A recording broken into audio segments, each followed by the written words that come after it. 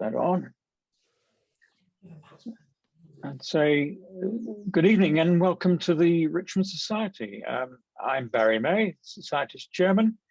Good evening, you all. Before I introduce our speaker, a few notes about this video meeting. Please keep your microphone muted so to suppress any background noise. The meeting is being recorded, so if you don't want to be seen, switch off your camera. And if you wish to ask a question, type the word question in Zoom's chat area. We'll come to questions later. For any of you who don't know us, the Richmond Society is a civic and amenity charity that has been caring for the town's natural and built environment for the last 60 years or so. We love Richmond and we want future generations to enjoy it as much as we do. Everything is done by local volunteers, so if you'd like to help, please get in touch. Your support will be much appreciated. If you're not already a member, do join us. It's easy, sign up straight from the website for only £10 a year. Now, our speaker this evening is Dominic Palacio, Head of Community Rugby at Richmond Rugby Club.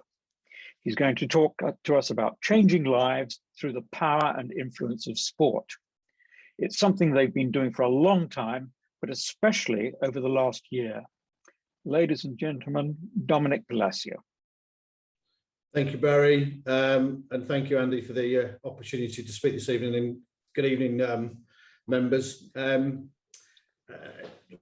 We're transmitting from the Richmond Rugby office. You can see behind me is a few bits of our lovely new office we've been set up for us, with a few of our playing shirts and some of our memorabilia.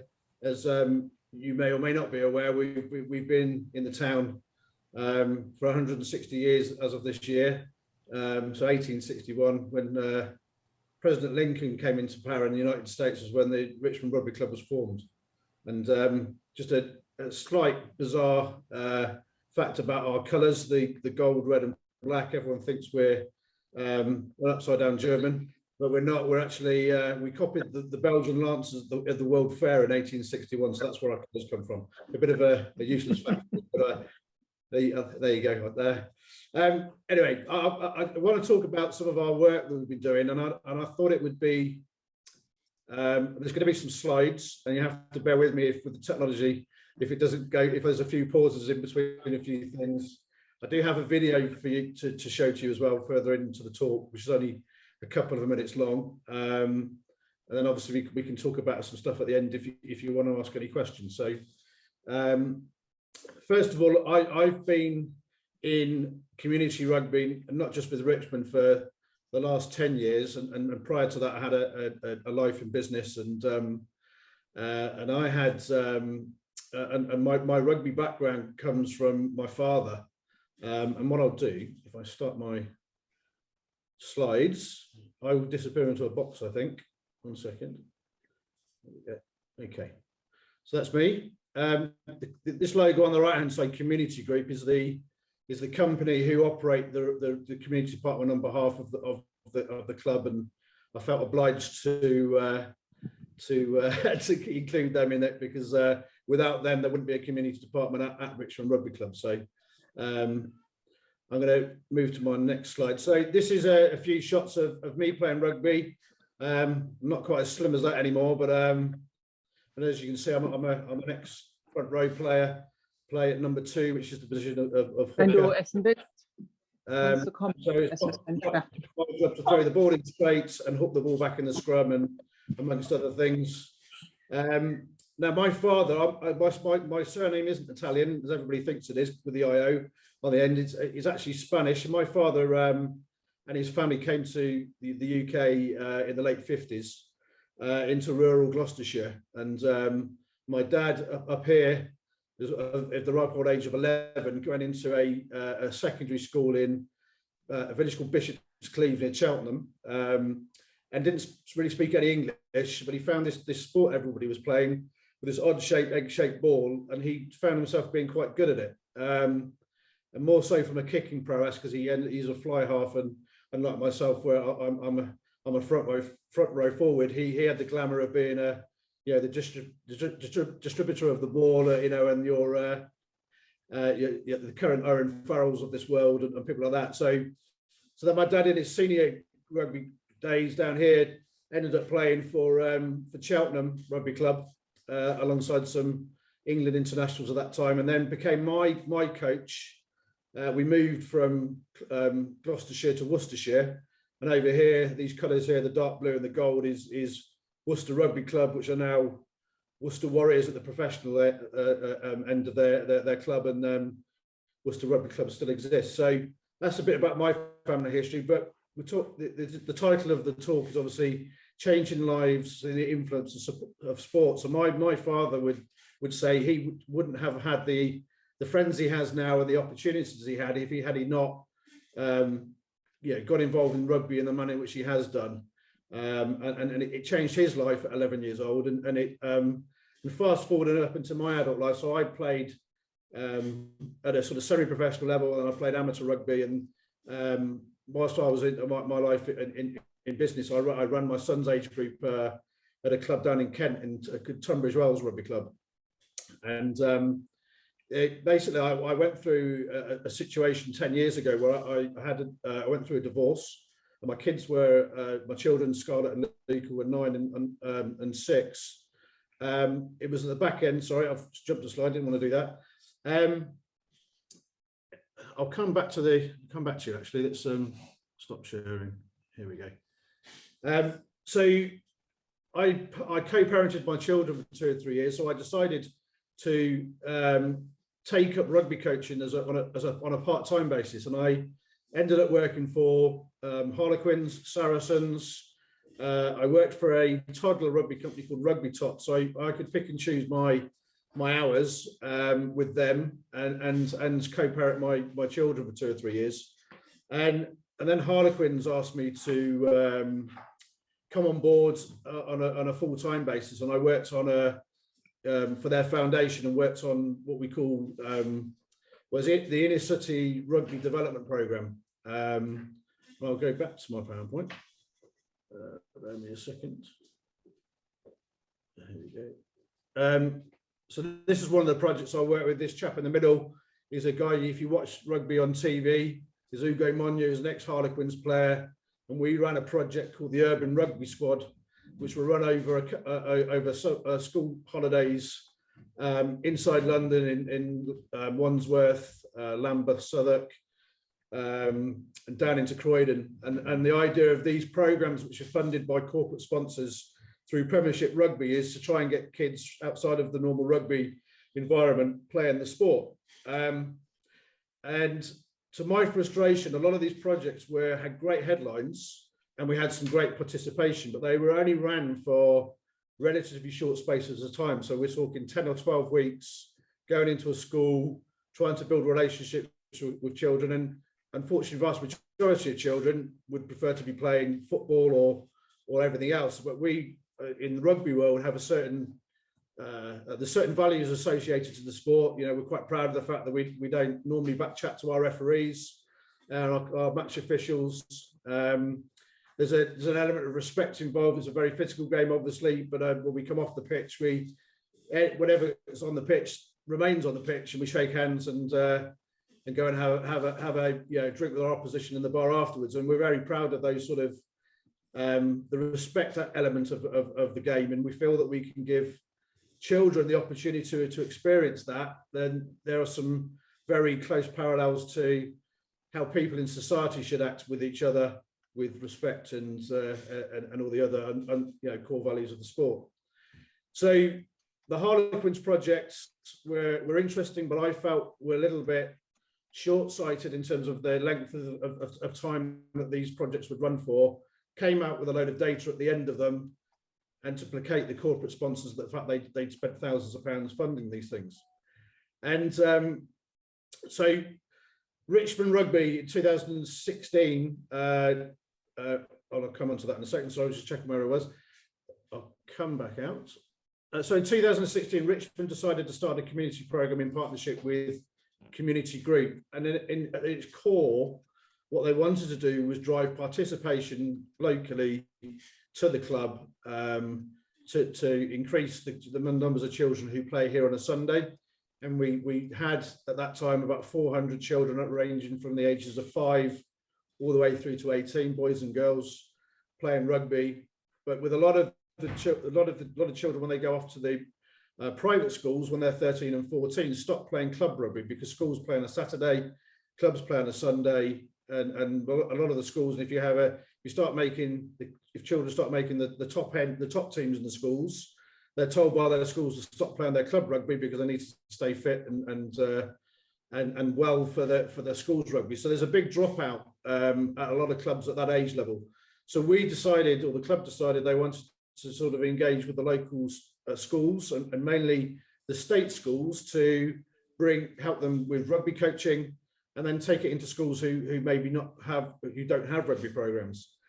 So we've been very successful with that. We're in 23 different borough schools, 14 primaries. We're in the key secondary schools, and we are just assisting with their rugby programs.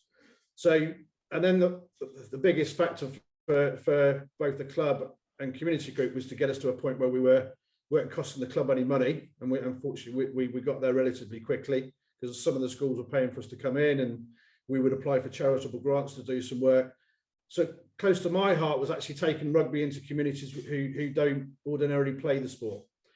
So I came across a professor of criminology who coincidentally lives in St Margaret's, but she's a professor at the Royal Holloway University. She was writing a paper for the government about rehabilitation through sport in prisons, and there's a real link between sport participation within the prison system, disciplines within the sport, and then individuals who are incarcerated then using that when they come out as a mechanism in which to try and create something positive in their lives rather than going back to very negative and maybe oppressive places where they've grown up or where their families are and everything else. So we were very fortunate. One of our directors, a local guy called Mike Hobbs, is involved with Feltham Youth Offenders, a mere 7 miles down the road, who basically have there's two sides of Feltham Youth Offenders Institute. There's a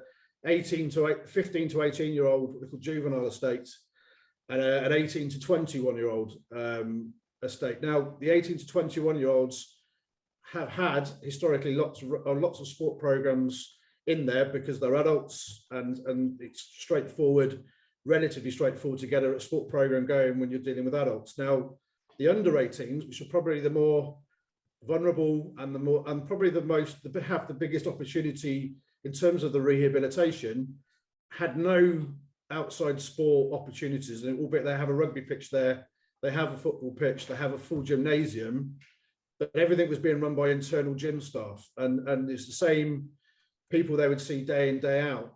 So we talked to the youth offenders governor, and we convinced them to be part of an education cycle that these children have to be in still. So up to 18 legally, they still have to be have between 20 or 30 hours a week of education. And the sheer nature of the individual who's ended up in prison there at that age, they've probably fallen out of the school systems quite some time ago. So it's a really, really difficult process to get these young men in and out of the classroom. So we applied to the National Lottery for a grant to fund this. It wasn't funded by government. So we said, let's run a rugby program. And we can actually, if boys engage with us in this program and show and commit to it, when they get released from prison, we would like to remain in contact with them, and we would like to put them in contact with a local rugby club. So a lot of these young men aren't necessarily from our area; they're from all over the south of England. And I'm going to go back to my screen share. So my next slide. So in 2018. We started a 2-hour-a-week rugby program every Wednesday morning. And Feltham Youth Offenders is a monolithic 1960s, 70s concrete brick place. There's a bit of green space, but not huge amounts. The areas where these young men can, in inverted commas, exercise outside of the gym, which they can only do once a week, are square footage of probably 10 metre, maybe 20 metres squared maximum, these yards that they have. These are the corridors you can see here where they come in and out of their cells. And this is a typical cell where they have to spend 12 hours of their day. They get locked up at night and then they get let out again at 8 o'clock in the morning. So from 8 until 8, this is their space. They have a little TV, terrestrial TV only. So our rugby program would take them out and we would build relationships with them over a period of time, and we would talk to them. We would teach them the basics of rugby, and very few of them have ever touched a rugby ball. Some of them had at school, and then we basically, as I say, build relationships with them. So when they get released on the outside, they get the opportunity to come and talk to us about rugby clubs and what rugby clubs can offer them. Now, a lot of these young men are involved with gang crime. And they get involved with gangs because they see the lure of money through criminal activity. They see it then often from a very, and more often than not, from a very fragile parental setup. So they see the gangs as replicating what a family would normally give them, but in reality, they're being taken advantage of and taken down the road of crime. Now, we see a sports club, and probably more specifically a rugby club, sort of almost replicating the support network. So if you're a member of a rugby club and you don't have, and you lose your job, then you probably know somebody within the rugby club who can get you a job. Maybe it might not be doing something you particularly want to do initially, but there's networks. And like any organisation, like any societies, that you guys, there's networks within networks, and nobody judges you when you're at a rugby club. If you put on a shirt and you go out and play a game of rugby, nobody says, well, who do you work for and what do you do for a living? You're on that pitch together. You're wearing, there's a common bond because you're wearing the same badge, and this is sport generally. But with rugby, we're really proud of this sort of, we go on the pitch, we fight for each other and everything else on the pitch, and then we come off and as I alluded to earlier, we shake the opposition's hands and on we go. So we've had some in the 2 and a bit years we've been in there. We've had only 2 lads who have come out who have said they wanted to continue rugby. Sorry, the 4 in total, 2 who have remained with them. The reoffending rates in prisons are horrendous for under 18-year-olds. It's over 80%. So the chances are, if somebody gets released from Feltham, 80% of them are going to end up back in there or into adult prison.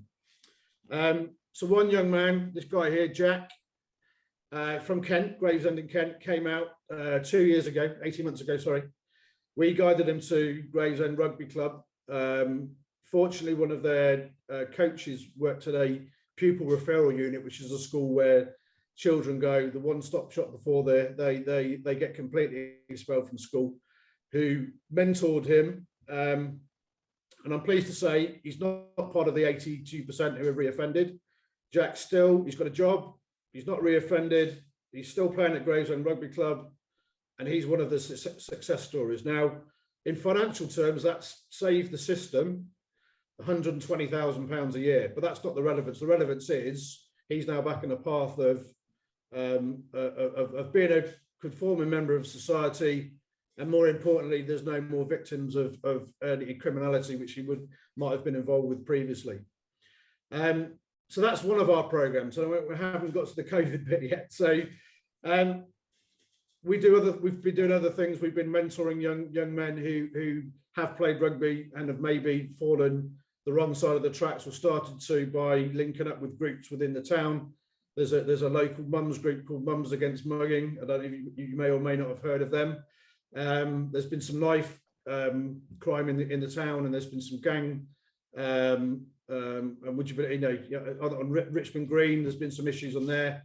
So we've linked up with we're currently mentoring two young men and getting them back into rugby to try and keep them away from doing things they shouldn't be doing. But we get to COVID, and I'm just going to check my next slide, so forgive me. Here we go. So the pandemic hit just over 12 months ago, as we're all acutely aware. The weirdest year, obviously, in living memory. Rugby stopped, schools closed, businesses stopped, pubs shut, etc., etc. So what did we do? We talked about what we would do as a club, and we decided to go out to our local community to see what we could do to help those in need on our doorstep. Now, initially, we partnered with a AFC Wimbledon, a football club, where they were collecting food parcels outside supermarkets and redistributing them to people in need. And we helped them do that outside the Tesco's at Twickenham. We had a collection point at the club here on a Saturday, and we must have collected, I mean, countless bags of food. I mean, we're into the hundreds, if not the thousands. So that was last spring. And then the summer holidays hit. And what was apparent, there's 2,500 children in the borough who are entitled to a free school meal.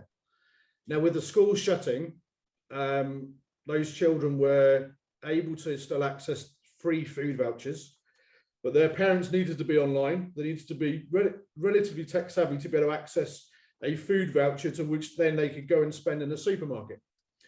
Now, the issue with this, the demographic of people we're talking about, may not even necessarily know how to cook a wholesome meal.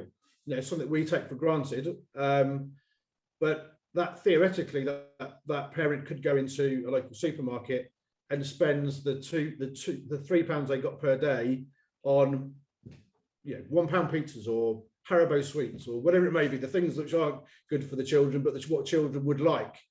So we spoke to the local schools and said, look, we've got a kitchen here, and we've got a raft of members and some willing volunteers off the back of our food collection program who we could actually cook some food and deliver it. So we then applied for a grant to the, there was a fund called the London Emergency Support Fund, and they gave us £10,000 in which to fund this project over the school summer holidays.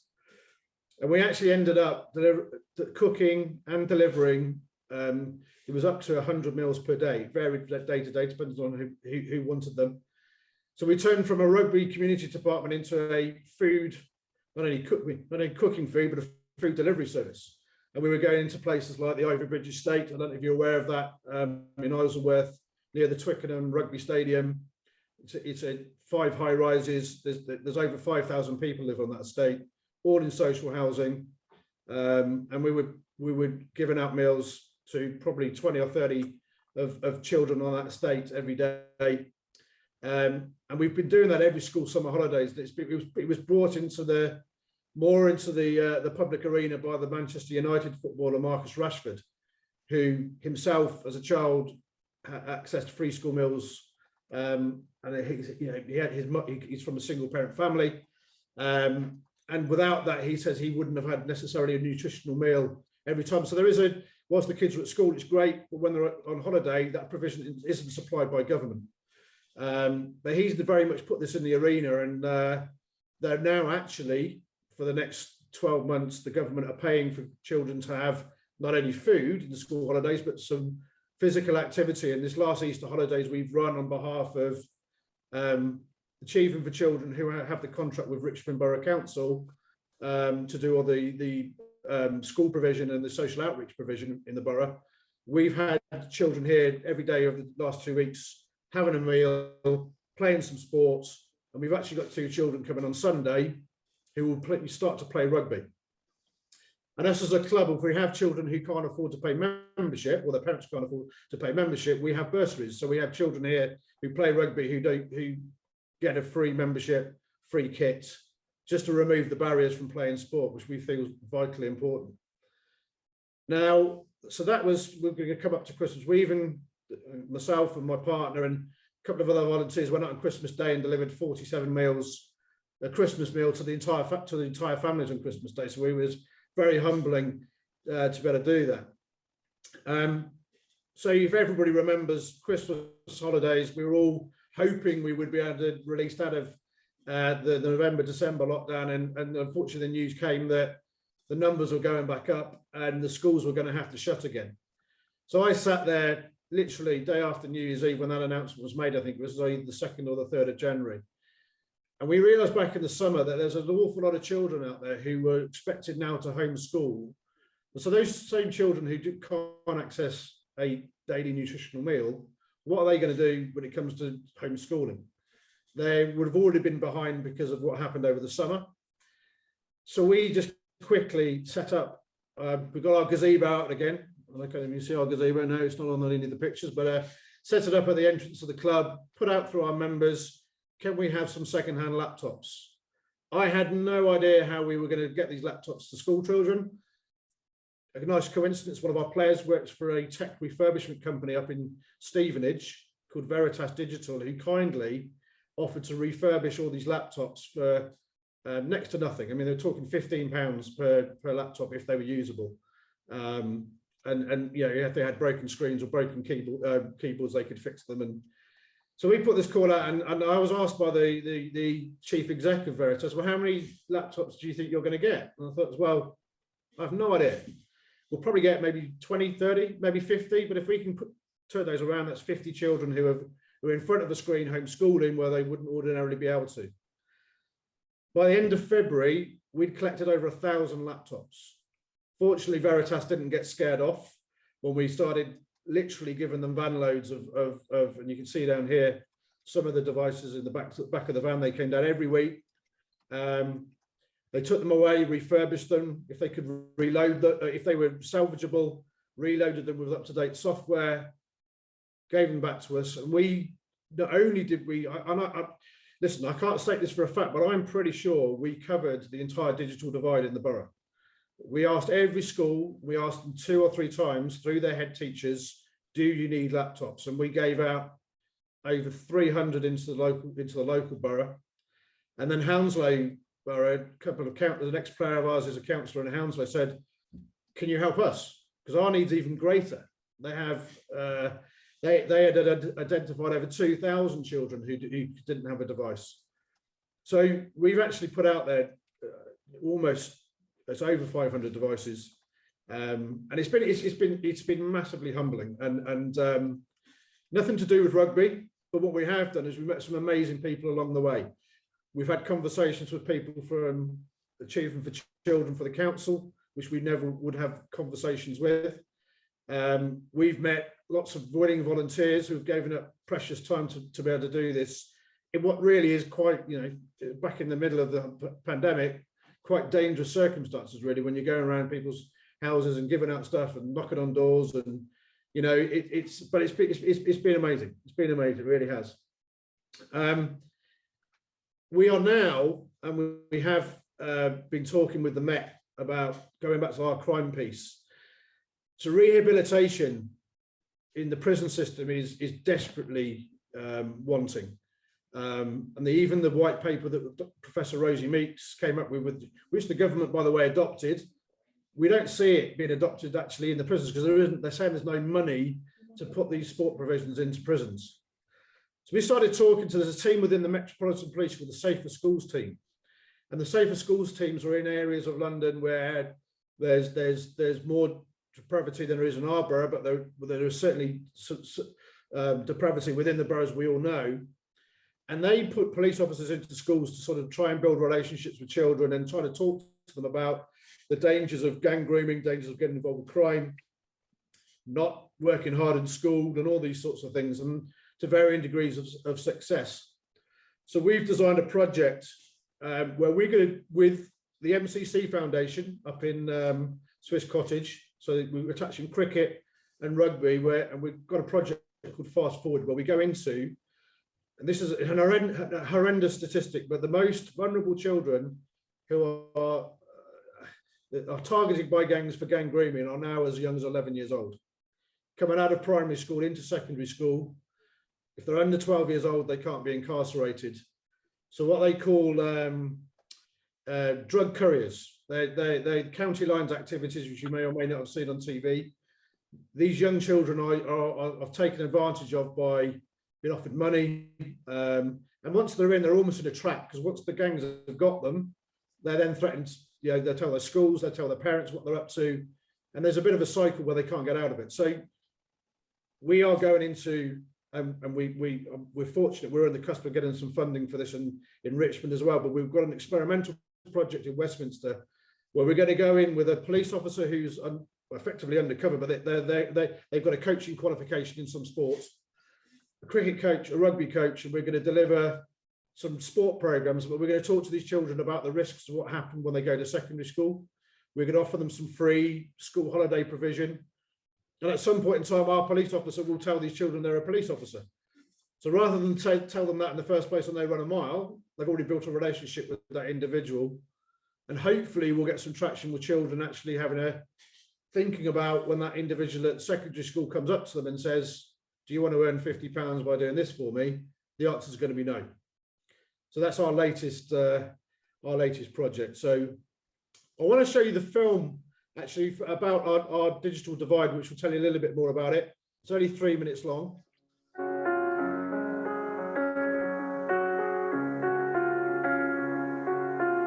Hi, I'm Dom Palacio, Head of Community at Richmond Rugby. In normal times, pre-COVID pandemic,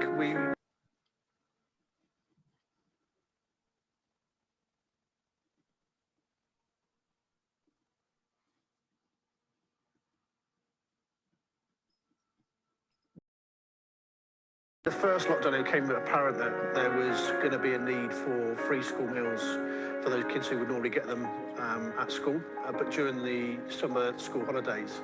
So we were cooking and delivering up to 100 meals per day, and that's happened every school holiday since. So when the latest lockdown came into place in January and they shut the schools again, there was apparent there was going to be a real issue with some of the kids getting online to be able to homeschool.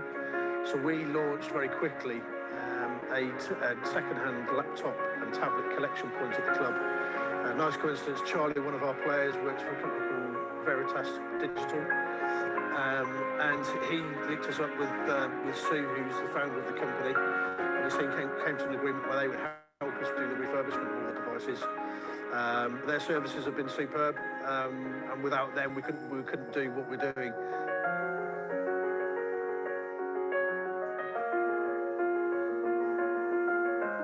Hi, my name's Charlie Gowling. I'm a player at Richmond, and I also work at Veritas Digital Services. We refurbish old tech surplus to requirement. So when the laptop comes in, there'll be a lot of data on the hard drive. The hard drive is then taken out and data erased. We then test the laptop to see if it works. And the hard drive, the new hard drive, is then put back in, or the original hard drive that's been data erased is put in, and then the laptop is cleaned, packed up, and taken back to the kids.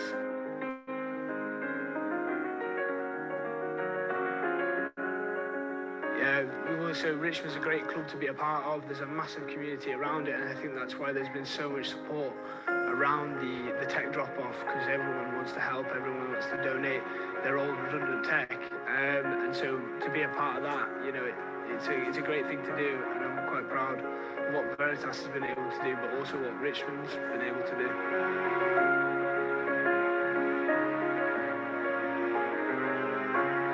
And so far we've collected over 800 items, and we've had nearly 200 refurbished and put back into the local schools, which has been amazing. This has very much changed our philosophy going forward in terms of community support. There's clearly a huge demand out there in southwest London for families in need. So this is something we'll have a refocus on as to how we can help those families once the lockdown is over.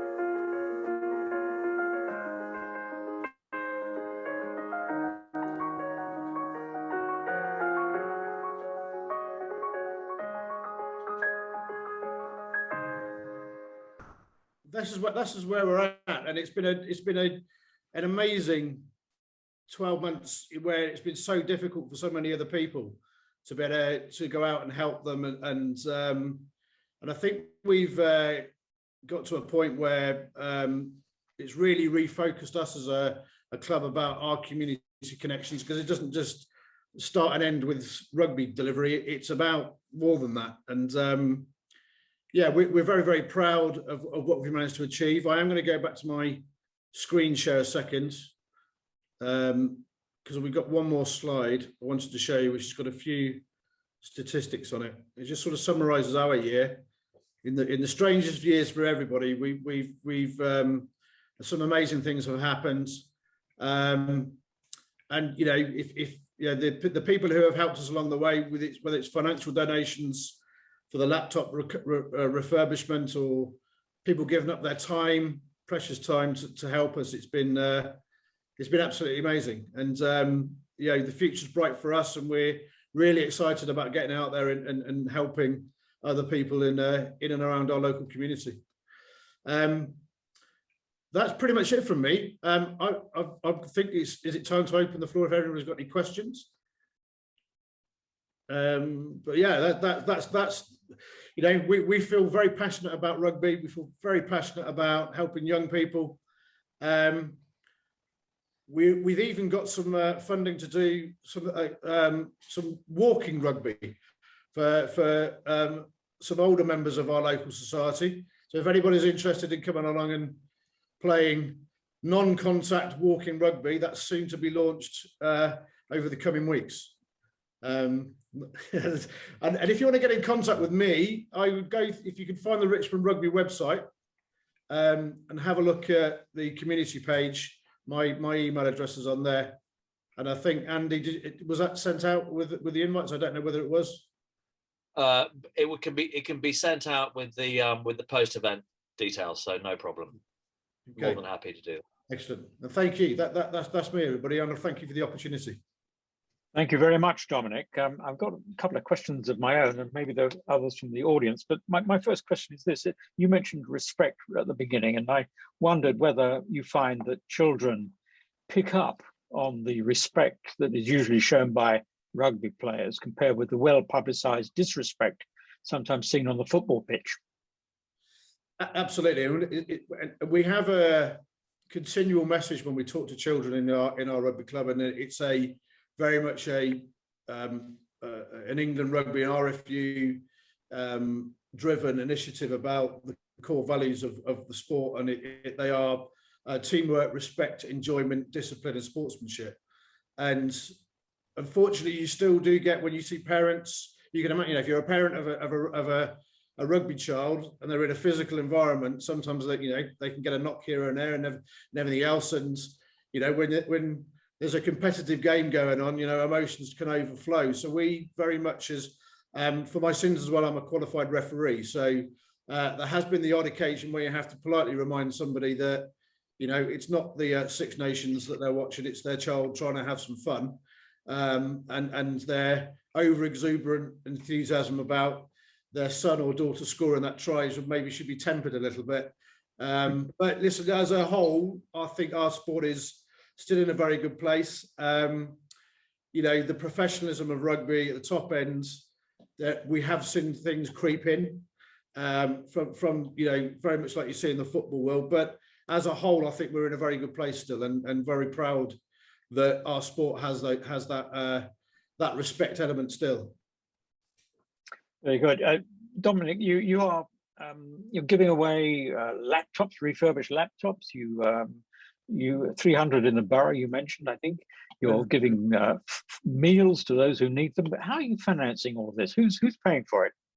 So it's a combination of, we have, so we get charitable grants. So we're partnered with, there's a foundation called the Atlas Foundation, which is Jason Leonard, who's the president of the British and Irish Lions, ex-England captain, ex-RFU president, local resident, of course. So Jason's charity does international work. So what he's kindly allowed us to do is apply for grants through his foundation, because we don't have a foundation ourselves. We don't have charitable status, to enable us to apply for monies from the National Lottery. Sport England have given us money. We have a direct donations page on Atlas, where there's a link on our website to that as well, where people have kindly pledged money. And so we've amassed, quite a substantial amount of money to go out and do these goodwill projects. And we've now also been awarded some money to do not just rugby specific things for children, but general sport and fitness. Now we're coming out of the COVID situation, hopefully. If the numbers keep on going in the right direction, we will be able to get other children to the club to come in. We've got 7 rugby pitches here, which during the week are underutilised. So I've also recognised the fact that we could be doing more with other children outside of the rugby bubble. Good, thank you very much. And now there's a question from somebody called SJ, and I can't see your image, SJ, but if you'd like to ask your question. Hi.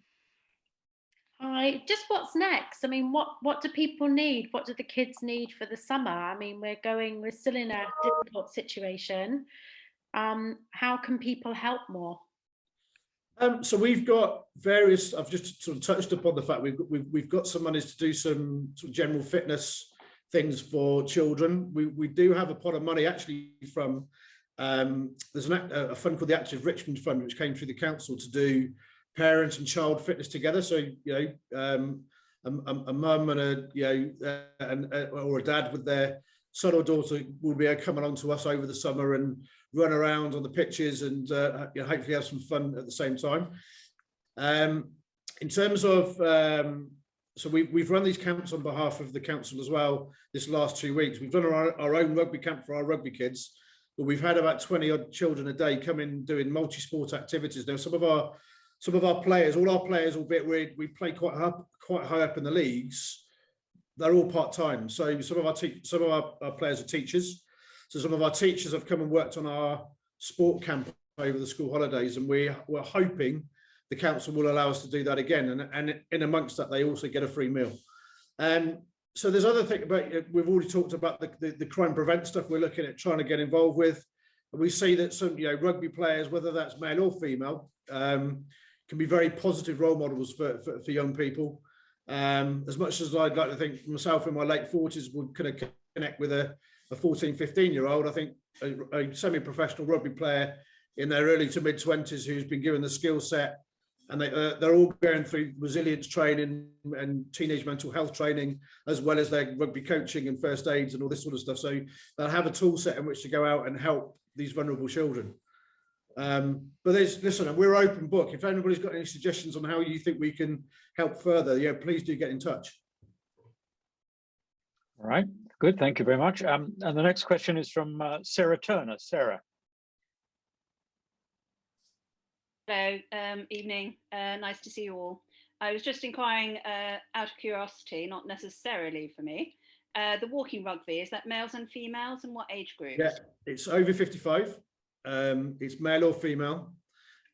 We've not done it before, but there are a set of rules and regulations, would you believe?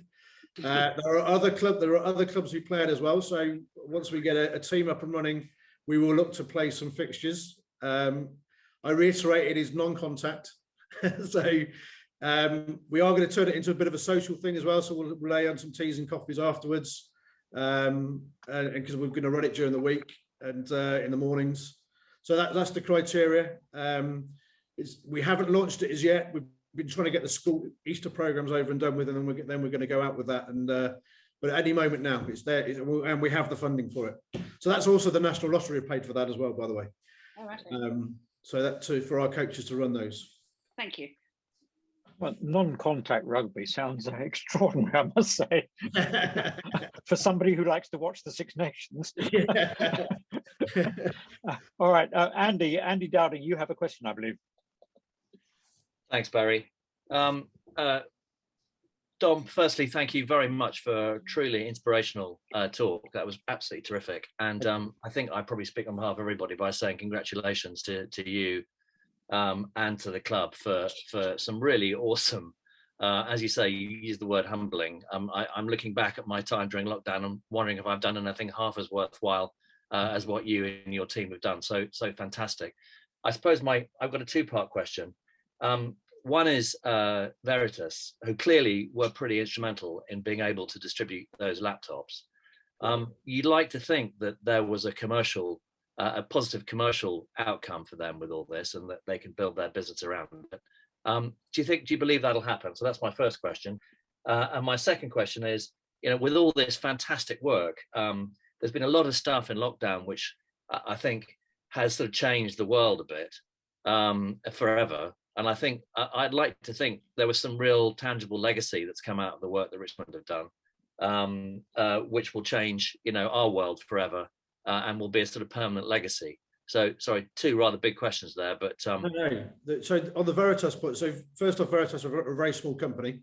They're a family-run business, and yes, they've already had some traction from one of our board members. His company have spoken to them about how to get rid of because it's an issue for, you know, what is absolutely apparent is every individual who's tech savvy and you know could afford to have technology in their homes, there's always a second-hand piece of technology sat on the shelf somewhere.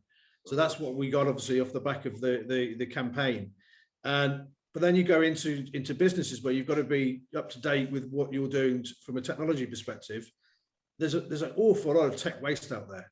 And what Veritas do is actually take that, what's perceived as waste, and turn it into a tangible, recyclable, upscaled item, which then gets redistributed to wherever. So they have a program which they deal with other local authorities where these devices go to. Interestingly, we were donated an awful lot of iPads, early iPads, which the schools can't use because Apple are very clever about their operators. I didn't know anything about this beforehand, by the way. But Apple's iOS systems on the older Apple products, things like iPads, can only go up to a certain generation. So things like Google Classrooms and Microsoft Teams, which are the platforms which schools use, these iPads were redundant. But they've ended up going to a charity who supply these to retirement homes or hospices where to allow people to get online and have an email. So they've not gone to waste either. So yes is the short answer. That's a bit more of a BT explanation as to how they've benefited from it. We did talk about them continually, so they have had some commercial benefit. But if you know of anybody, I cannot tell you how great they've been. They have been, not only has it cost them money, quite a lot of money because of the numbers we've had, they've never flinched at it. You know, they never tried to sort of say, well, this has all gone a bit too far, or you know, they've stuck with us and they're superb. Going into the how the world's going to change. I mean, I think really one thing for me is apparent is as much as it's been a huge negative, clearly the COVID pandemic, what it has done is actually brought, I've already touched upon it, you know, us touching members of our local society we wouldn't ordinarily be talking to. So would ordinarily, well, back 2 years ago, would I be speaking on the Richmond Society about other stuff because we wouldn't have done this sort of work? Maybe not, because we were rugby. So I think the positive is actually the sense of community has actually grown as a result of the pandemic, and people actually checking on their neighbours and helping people out. And yeah, we put a general call out for anybody who needed some help. So we did some prescription runs. You know, I didn't talk about this before. We walked somebody's dog when they couldn't get out themselves.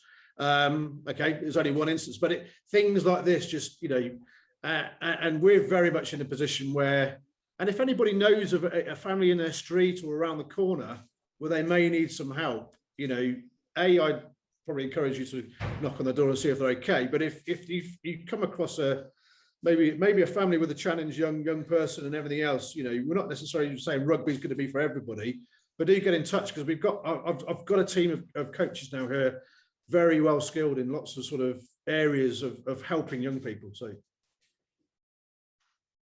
does that answer the question? Okay, any other questions from anyone? I don't see anybody putting questions into the chat. Does anybody else have a question? Just raise your hand so we can see it. If not, no other questions. Then in that case, let me say thank you very much indeed, Dominic, for a fascinating evening. You're doing work that I think few of us were aware of, I suspect, and showing that there's more to rugby than going down to the Old Deer Park on a Saturday afternoon. I'm pleased to say we are back playing our first team, and yeah, strangest of seasons. And it's contact rugby, I hope. Yeah. Yes, it is. And we played the double European champions and Premiership winning Saracens 2 weeks ago. We didn't win. But it is remarkable what you've done to extend the club out into the community and reach out to young people and try and catch them young. I think it's brilliant. It's brilliant work. Absolutely. So congratulations to you for doing that, and thank you very much for being with us this evening. And bravo, everybody! Yeah, right. Yeah. There we are. You can't hear us, but there we go. That's the opportunity to talk about it. Thanks, Dominic. Now, our next meeting will be on Thursday, the 20th of May, with Manoj Badali, who is a businessman and owner of, listen to this, the Rajasthan Royals cricket team, who will be talking about how the business of sport is changing there. Now, that meeting will also be on Zoom, and tickets will be available again on Eventbrite. Until that next time, thanks for being with us this evening. Stay safe and good night.